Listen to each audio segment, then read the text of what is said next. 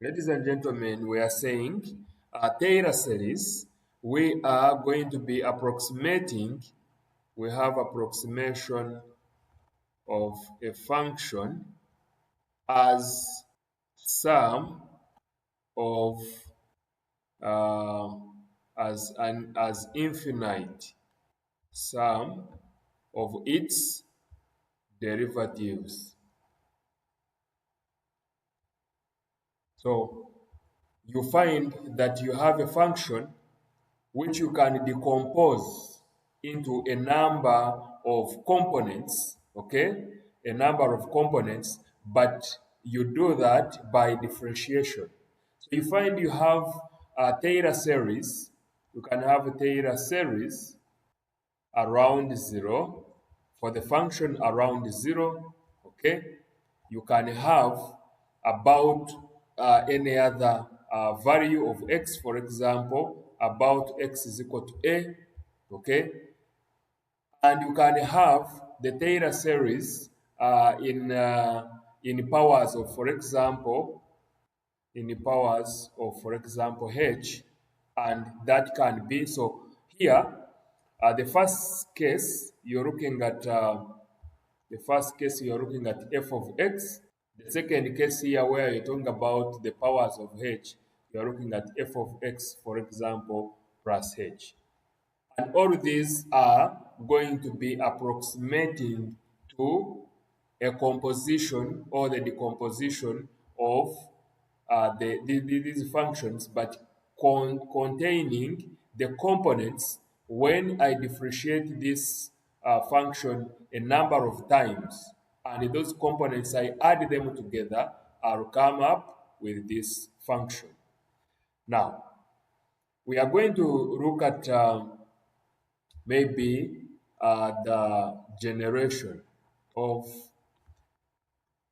generation of a Taylor cell or a Taylor series. So we are going to say there be let there be a polynomial Pn, which is a function of x. Okay, a polynomial Pn of x, which is equal to a naught plus a1 into x minus a plus a2 into x minus a squared plus a3 into x minus a cubed plus dash dash up to plus an into x minus a power n. So we are saying this is going to be our polynomial that is increasing in powers up to n. In other words, we are talking about polynomials like the quadratic polynomial, which can be in x squared. We have those that are in x cubed, the highest power being in x to power 4, the highest powers being like x to power 5. Those are the polynomials I'm talking about. But if you have such a polynomial, it will always have the constant term, then the linear term, the quadratic term, and so on and so forth. So we shall also say, let this polynomial,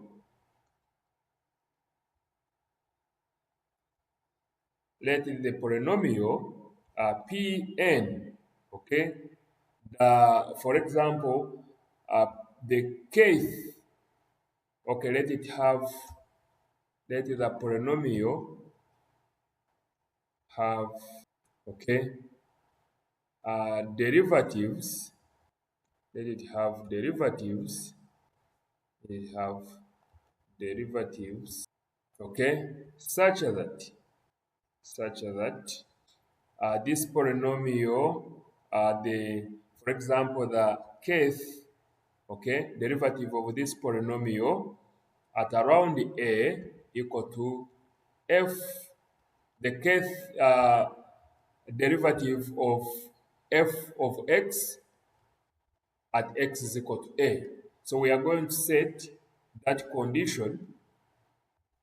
We are setting that p, okay, the kth derivative of this polynomial of x, okay, at x is equal to a is equal to the kth derivative of this function, okay? Okay, they may not be the same, but we are going to let them be approximately equal to each other. So this is also the kth derivative of this function at x is equal to a. So what does that mean? We have already said that p n of x is equal to this. So that means we can go ahead and look for the first derivative, the second derivative, and the third derivative. So what is the first derivative of this x, of this polynomial of powers up to n? So if I differentiate this function, I will see this is a constant, it will go away. This one is x minus a. So this is a linear function, so I'll remain with the a1 plus, obviously I will have a2, okay? I'll have a2, 2a2 x minus a, and so on and so forth. So now if I consider I'm going to consider the first three terms. So the a naught will go to 0. So I'll have a1 plus, I said 2a2 into x minus a. Okay. Then plus we have 3, okay, times a3, 3 times a3 into x minus a squared plus dash dash up to, we will be taking it up to an into x minus a to power what? Power n minus 1, because this is the very end, but when we differentiate, we said you reduce the power by 1 and multiply the original power in front here. So now I want to look for p, the first derivative of pn at x is equal to a. So what is this going to be? So if that is the one, I'll find myself having what? I'll find myself having, this is going to be, if I said x is equal to a, that means I'm saying x is equal to a. That's what I'm meaning. So this becomes 0. Okay, this goes to 0, this goes to 0, this goes to 0. Because if I put x minus a, this becomes 0. X minus a becomes 0 because x is equal to a. So that means, obviously, I will have my first derivative of this equal to a1. Okay, and what does that mean? I'm saying that this is approximately equal to f of what? Um, f of x. Let me take it to be just f of x. Let it be f of x. Okay, the first derivative of f of x at x is equal to a. That's what it means. So I have my f, the first derivative of x, of f of x at x is equal to a as a1. So maybe I call that my equation 1. Then I proceed. So I'm looking for the second derivative of this polynomial. Okay, so what does that mean? This one will go away, and then I'll remain with 2a2. So I will have 2a2. Now plus, what is happening here? I will have 6a3 plus 6a3 into x minus a plus dash dash up to plus what? Plus this one becomes also n into n minus 1. Okay, n into n minus 1, then an x minus a n minus 2. Now put x is equal to a. So that means our polynomial up to power n, okay, its second derivative at x is equal to a will be what? So whatever is having x minus a will go to 0. So that means I'm saying this becomes 0, this becomes 0. So that means I will have 2a2, and we are saying this approximates to f of x at x is equal to a, second derivative of that function. So what does that mean? It means that my a2 will equal to the second derivative, okay, of f of x at x is equal to a divided by 2. Maybe I can take a factorial because 2 times 1 is the same as 2, and this is the same as 2 factorial. So I can create a factorial there. Then at the end of the day, we shall see what is happening or why we are introducing in that factorial. Let's take maybe the third derivative, and then we shall generalize our series. So what is the third derivative of the polynomial? So the third derivative, I come here. So if I differentiate this the second time, this a2 will go because it is a constant and therefore it will die. So I will remain with 6a3. The rest will go. So I will have this is equal to 6a3, okay? Maybe plus dash dash plus what? N into n minus 1 into n minus 2, then an into x minus a power what? N minus 3. So that means at x is equal to a, whatever is having x minus a will go to 0. So that means I will have p n, the third derivative of this function, at x is equal to a, okay, equaling to 6a3, which is approximately equal to the third derivative of the function at x is equal to a. Now you'll see that obviously the third derivative of f of x at x is equal to a will be 6a3. So if I divide it by 6, then a3 will be f triple prime of a divided by 3 factorial, because we know that 6 is equal to 3 factorial. Now from here, I can generalize and say, therefore, if we had another coefficient, like a4, this is going to be the fourth derivative of this function at x is equal to a divided by 4 factorial. If we had the fifth coefficient, this becomes f, okay, the fifth derivative of the function at x is equal to a divided by 5 factorial. So therefore, we said this polynomial of x approximates f of x. So if it approximates the function f of x, therefore f of x, which we said earlier on, is equal to a naught, okay, because we said this function is approximately equal to this. So this is equal to a naught plus a1 plus, and so on and so forth.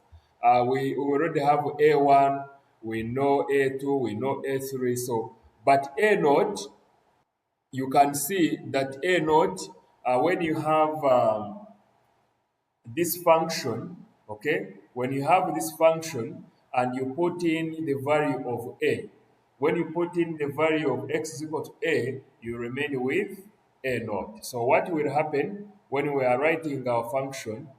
It will become, finally, this will become f of a plus what?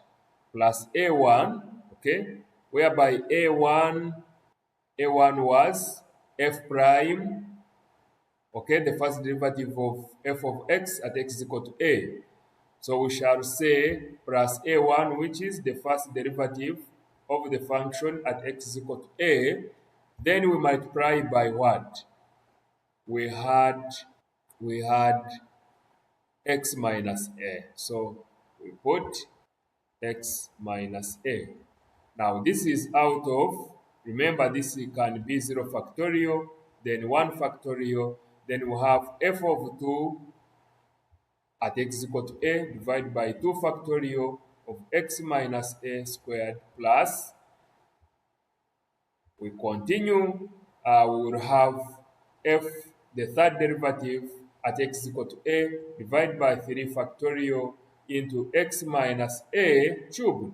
If you move up, you'll see that that is the position of a3. a3, we said a3 is equal to this. So we just put, wherever there is a3, we put that component. So we put it here, and this x minus a will carry x to power 3. So what else? Plus dash dash plus, what we will have will be the nth derivative of f of a out of n factorial into x minus a power n. And so what we have just obtained is what we call the Taylor series. When we rewrite it properly, the Taylor series says this f of x is going to this is going to be equal to f of a plus, okay, we have f of a, then the first derivative f of a into x minus a plus f triple prime, or the second derivative at x is equal to a divided by 2 factorial. This is 1 factorial. This is 0 factorial into x minus a squared plus f triple factorial, triple prime divided by 3 factorial into x minus a to power 3. Then if I do it like this, then it means this is infinite. So it continues up to the last one. And so this is what we call the Taylor series. And Taylor series around a, around x is equal to a. Now, if we have the series around x is equal to 0, then it becomes what we call Maclaurin series. So Maclaurin series will mean that f of x, okay, will equal to f of 0, okay, plus the first derivative of what? Of f of 0 divided by 1 factorial into x minus a, then plus the second derivative at x is equal to 0 divided by 2 factorial into x minus a squared plus the third derivative of f of x at x is equal to 0 divided by 3 factorial of x a. This is supposed to be 0. Okay, so we are supposed to remove this because a is equal to 0. So that becomes, this becomes, this becomes x, this becomes x squared, this becomes x cubed. So in other words, we are saying f of x will equal to f of 0 plus this x divided by 1 factorial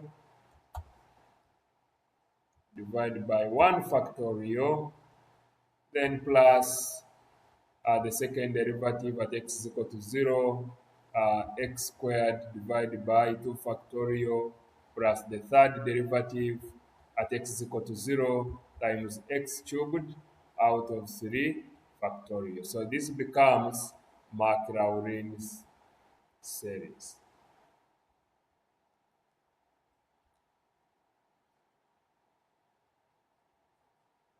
So if you have followed properly, this is how we can derive Taylor series. First of all, by looking at assuming a polynomial Pn of x that has those components up to the power n. Let this polynomial have derivatives such that the kth uh, the kth derivative of this polynomial at around x is equal to a equal to the kth derivative of the function that we are looking for at x is equal to a. Then if we set uh, the kth derivative of the polynomial at x is equal to a to be equal to the kth derivative of the function that we are looking for, okay, at x is equal to a, then we can start differentiating the polynomial itself. And those derivatives, we shall equate them to f, because we have already said that that is our condition for this to hold, so that this polynomial approximates our function. Okay? Because if it is to be the same, then wherever that polynomial is differentiable, also our function must be differentiable there. Then we look for the coefficients. By differentiating, we are just looking for these coefficients, A0, A1, A2, A3. And we have seen how we can get them. Then we feed them and we get the Taylor series of a function around A. Then we have said if we want the function around 0, then to reduce it to the simple one, Maclaurin's series. And that's how we reach the Maclaurin's series.